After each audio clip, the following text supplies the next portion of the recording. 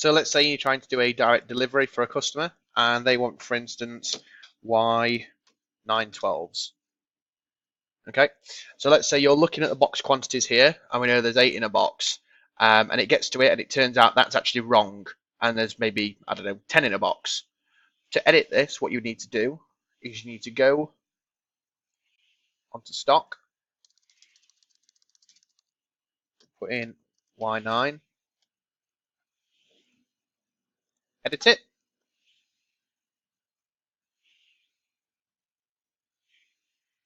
and then you need to go to analysis, and it'll say here pallet/box quantity, and that'll edit there. So let's say we're editing it to 8, we're just keeping it 8 in this case. You would just save that afterwards and make sure that you close down the quote and reload it, because if you have the same quote open, it won't have time to refresh.